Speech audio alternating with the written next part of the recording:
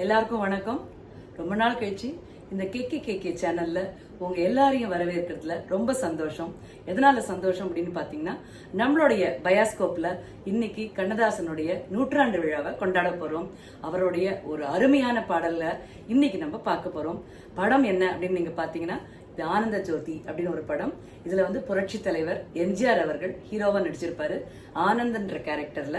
அதுல தேவிகா அம்மா ஜோதி அப்படின்ற கேரக்டர்ல ஹீரோயினா நடிச்சிருப்பாங்க. இது படம் சூப்பர் டூப்பர் ஹிட். எல்லா பாட்டுமே இதுல ஹிட் ஆச்சு. கதையை நம்ம பார்க்கணும் அப்படின்னு சொன்னீங்கன்னா, அதுல இவர் ஒரு பிடி மாஸ்டரா வருவாரு. அவர் செய்யாத ஒரு கொலைக்கு அவரை கொலையாளியா அவளை ஃப்ரேம் பண்ணிட்டு இருப்பாங்க.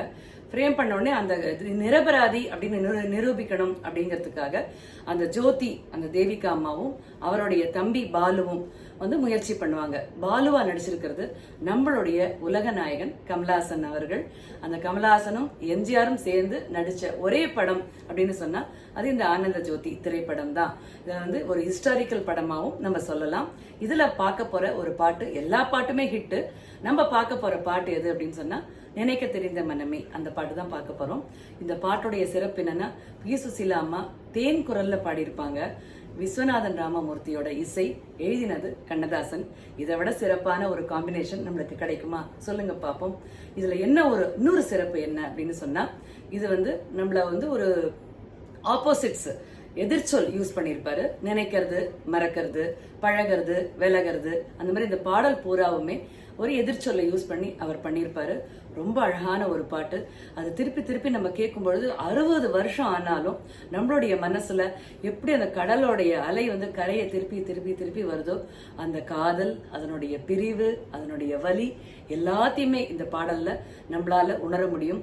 இது கண்ணதாசனுடைய பாடலுடைய சிறப்பு என்னன்னு சொன்னா, எந்த படத்தை எடுத்துட்டாலுமே அது எழுந்து வெளியில போகிற மாதிரியே இருக்காது. அந்த கதையோட ஒட்டி போற மாதிரி இருக்கக்கூடிய அவருடைய வரிகள் இந்த ஆனந்த ஜோதி திரைப்படத்திலையும் இந்த பாடல்லையும் இருக்கும். இதுல நம்ம காட்சி அமைப்பு எப்படி இருக்கு அப்படின்னு பார்த்தா, ஒரு இடத்துல தேவிகா அம்மா உட்காந்து பாடிட்டு இருப்பாங்க இந்த பாட்டை. இன்னொரு இடத்துல எம்ஜிஆர் இருப்பாரு. அவர் தேவிகா அம்மாவோட போட்டோவை பார்த்துட்டே இந்த ஜஸ்ட் என்ஜாய் பண்ணிட்டு இருப்பாரு. அப்ப ரெண்டு பேருமே காதல், அந்த பிரிவுல அந்த வலி வேற வேற இடத்துல இருந்தாலும் எப்படி இருக்கும் அப்படின்றத நம்மளால உணர முடியும். அந்த காட்சி அமைப்பு அப்படி இருக்கும். இதுதான் அந்த பாடலுடைய மிகப்பெரிய பலம் அப்படின்னு சொல்லி நம்மளால சொல்ல முடியும். அந்த தேன் குரல்ல இன்னைக்கு என்னுடைய டாக்டர் அபூர்வா பாட வந்திருக்கா. அதே மாதிரி பி சுசீலாவை ரசிச்ச மாதிரி இப்பயும் நம்ம ரசிப்போம்.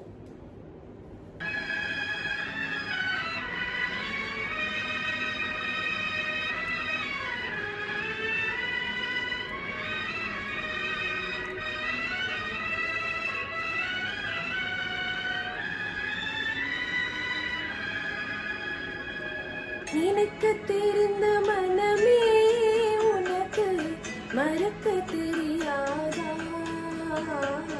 அழக தெரிந்த உயிரே உனக்கு விலக தெரியாதா? உயிரே விலக தெரியாதா?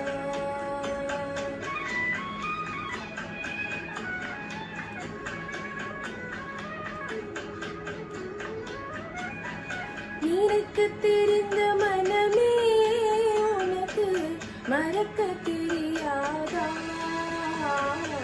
அழக தெரிந்த உயிரே உனக்கு விலக தெரியாதா? உயிரே விலக தெரியாதா? மயங்க தெரிந்த கண்ணே உனக்கு உறங்க தெரியாதா? மலர தெரிந்த அன்பே உனக்கு மறைய தெரியாதா? அன்பே மறைய தெரியாதா?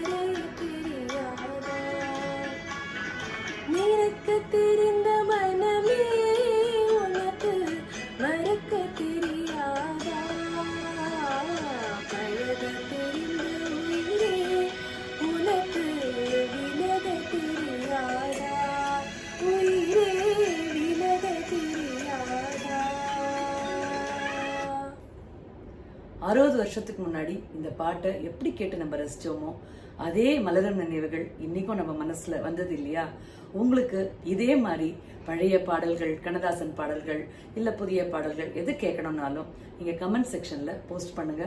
கண்டிப்பா உங்களுக்காக நெக்ஸ்ட் வீடியோல நாங்க 2 பேரும் சேர்ந்து பிரசன்ட் பண்றோம்.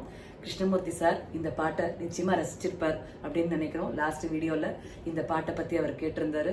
உங்களுக்கு எல்லாருக்கும் ரொம்ப பிடிச்சிருந்ததுன்னா லைக் பண்ணுங்க, ஷேர் பண்ணுங்க, கண்டிப்பா சப்ஸ்கிரைப் பண்ணுங்க.